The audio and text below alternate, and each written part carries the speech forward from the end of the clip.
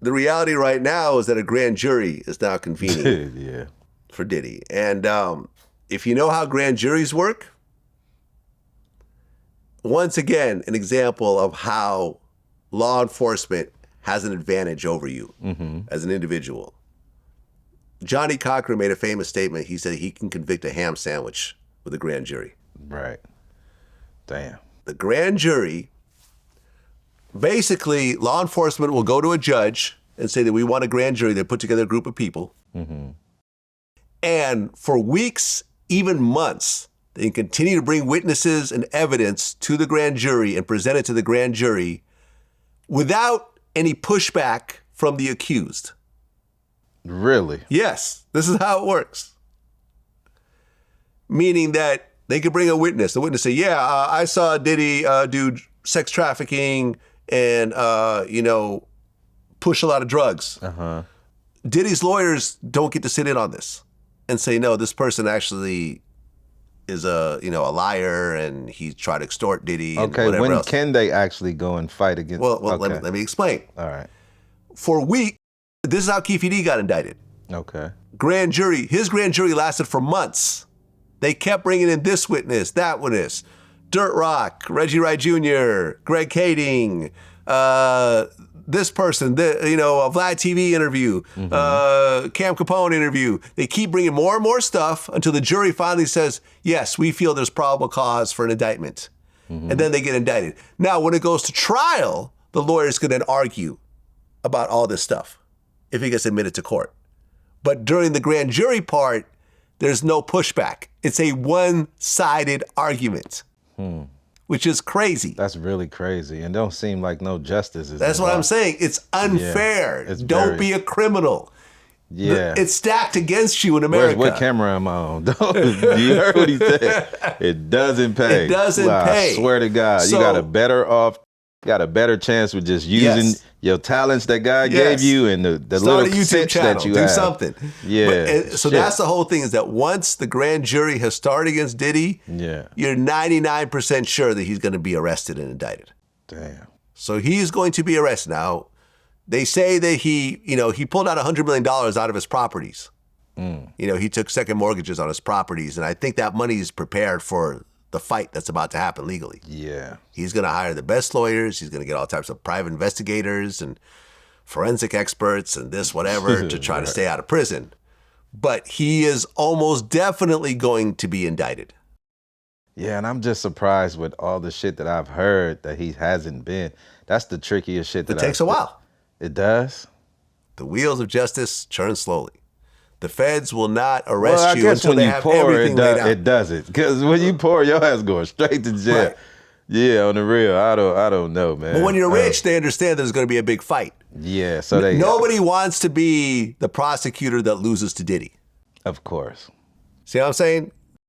Yeah, but I just these DAs, these prosecutors, they could lose their jobs just like anybody else. You go and spend $10 million of the government's money just to lose. It's not the worst job to lose, though, Vlad. Well, for them it is. I think it's a scumbag job to I agree. I would never do it. I don't want to put either. people in prison, but I'm saying this is their career. You spend a whole bunch of money and spend years for a case that you lose. Like how, Murder Inc., were busted by the feds and they ultimately beat the case. Yeah. Like, I'm sure someone lost their job over that shit. Yeah, but like I said, I mean, them people are pretty intelligent, man. That ain't the only way they can make some money. It's just, I don't know, man, but yeah. Oh, Diddy, man, shit. The funniest shit about a lot of this shit that I really, really don't like is how all these people are coming out saying shit. It's like, why didn't you stop? Like, like the Gene Deal dude. Yeah. You seen him doing all these things, but you had when you was getting paid, you didn't say nothing about it. Yeah, well, listen, you know what I'm saying? Like, when Roger Bonds did the interview with me, I asked him that exact question. So listen, you're watching this abuse, but you're sticking around and you're getting paid. And, he was pretty honest with his answer. He said, look, when I got hired, see, these days security is viewed a little bit differently. Like, if you're a serious person, like me. Yeah.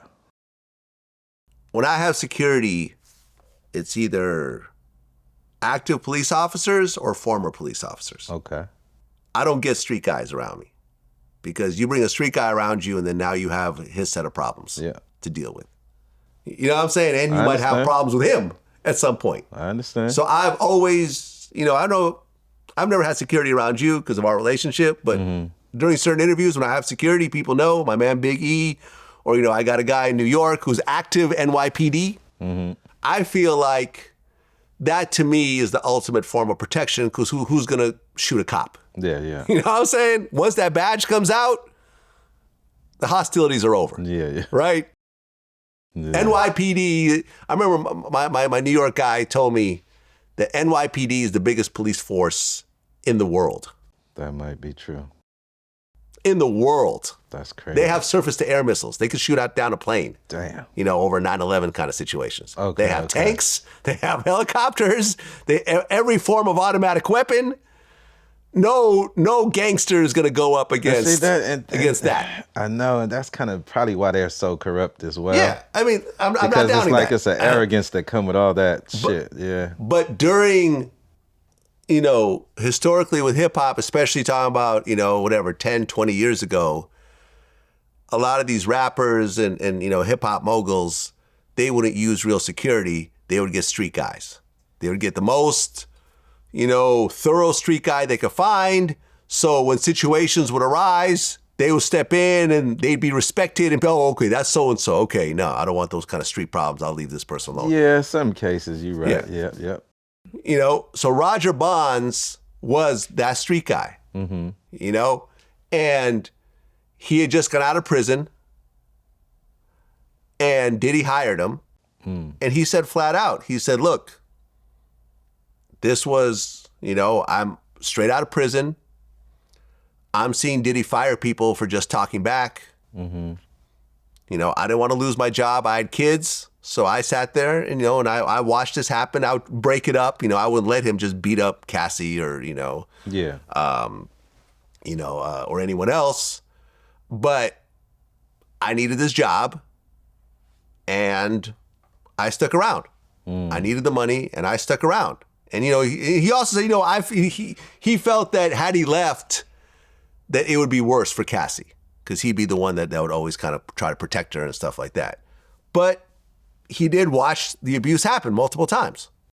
Yeah, and I just don't think, I don't think that's justified as well, Vlad, because... And I understand your point of view. A lot of people feel the same way. Yeah, man, that's kind of, this little helpless woman that you seeing this man just do any kind of way. Like, I just think that's some... But, that's the industry, bro. Like, I'm sure it's a whole lot of shit that people have to sit there and just accept due to the circumstance that they're in. You know what I'm saying? It ain't really nothing you can't really judge them to a degree. You know what I'm saying? But at the same time, it's like, who raised you? You know what I'm saying? What kind of upgrowing that you come up under to where, like, you know what I'm saying? Like, you would turn a blind eye to certain shit like that. And I just... I get it. I don't know, man. And from his point of view, it's like, okay, do I stick around with this job and witness this abuse, or do I lose this job and go back to doing illegal activities and go back to prison? Yeah, I mean, that was the choice that he was facing. I understand, but like, I mean, come on, bro. I'd rather do the illegal activities, bro, as opposed to watching a woman get abused and I just sit idly by and do nothing about it. Like, I can't do it. Yeah, well, and he said that he's willing to take the stand in this case. See, that's what I'm saying. Now you want to get on the fucking stand. Like, it's weird, bro. He's not solid. He's not a solid person. Now you want to get on the stand, but you watched it. You claimed that you stopped it here and there, but yeah, I can't fuck with that. I can't fuck with it. Yeah.